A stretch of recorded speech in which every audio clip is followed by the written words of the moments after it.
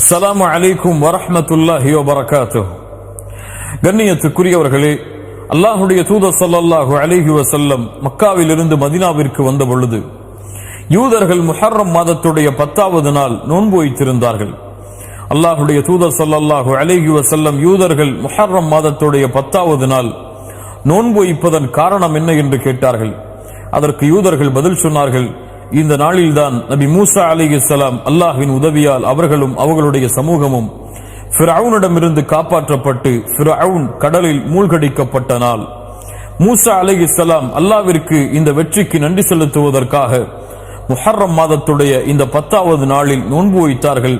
அதனால் நாங்களும் நோன்பை நோக்கிறோம் என்று பதில் சொன்னார்கள். அல்லாஹுடைய தூதர் ஸல்லல்லாஹு அலைஹி வஸல்லம் சொன்னார்கள், உங்களை விட நபி மூசாவிற்கு உரிமையானவர்கள் தகுதியானவர்கள் நாங்கள்தான் என்று தங்களுடைய சஹாபாக்களுக்கு முஹர்ரம் மாதத்துடைய 10வது நாள் நோன்பு வைக்குமாறு பணித்தார்கள். அல்லாஹுடைய தூதர் ஸல்லல்லாஹு அலைஹி வஸல்லம் அவர்களும் முஹர்ரம் மாதத்துடைய 10வது நாளில் நோன்பு வைத்தார்கள். கண்ணியத்துக்குரியவர்களை பின்னால் சஹாபாக்கள், அல்லாஹுடைய தூதரே, யூதர்களோடு ஒப்பிடுவது போல் இருக்கிறதே, யூதர்களும் முஹர்ரம் மாதத்துடைய 10வது நாளில் நோன்பு வைக்கிறார்கள், நாமும் முஹர்ரம் மாதத்துடைய 10வது நாளில் நோன்பு வைக்கிறோம். அதற்கு அல்லாஹுடைய தூதர் ஸல்லல்லாஹு அலைஹி வஸல்லம் சொன்னார்கள், யூதர்களுக்கு மாற்றம் செய்யுங்கள். லஇன் இஷ்து இலா காபில் லஅஸூமன் அத்தாஸிஅ, நான் அடுத்த ஆண்டு உயிரோடு இருந்தால் 9வது முஹர்ரம் மாதம் 9வது நாளும் நோன்பு வைப்பேன் என்று அல்லாஹுடைய தூதர் முஹம்மது ரசூலுல்லாஹ் ஸல்லல்லாஹு அலைஹி வஸல்லம் சொன்னார்கள். ஆனால் அடுத்த ஆண்டு முஹர்ரம் மாதம் வருவதற்கு முன்னால் அல்லாஹ் ரப்புல் ஆலமீன் அல்லாஹுடைய தூதர் முஹம்மது ரசூலுல்லாஹ் ஸல்லல்லாஹு அலைஹி வஸல்லம் அவர்களுடைய உயிரை கைப்பற்றி விட்டான்.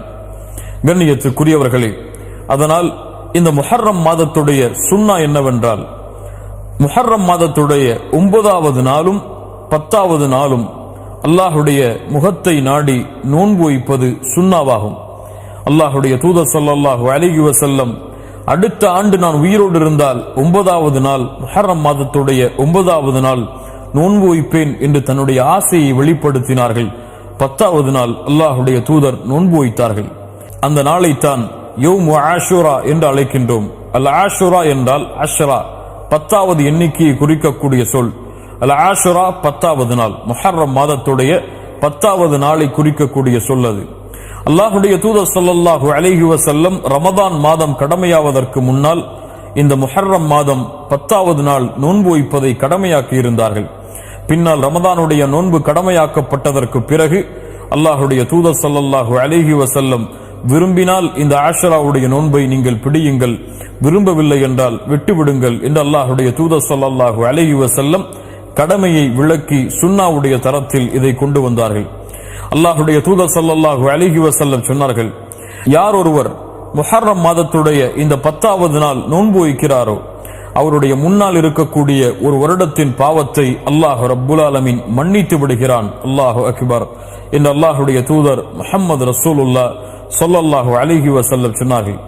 அல்லாஹுடைய தூதர் ஸல்லல்லாஹு அலைஹி வஸல்லம் ரமதானுடைய மாதத்திற்கு பிறகு அதிகமாக ஷஹ்ருல்லாஹி முஹர்ரம், அல்லாஹுடைய மாதமாகிய இந்த முஹர்ரமுடைய மாதத்தில் அதிகமாக நோன்பு வைத்தார்கள் என்று அல்லாஹுடைய தூதர் முஹம்மது ரசூலுல்லாஹ் ஸல்லல்லாஹு அலைஹி வஸல்லம் அவர்களுடைய சஹாபாக்கள் சொல்லுகின்றார்கள்.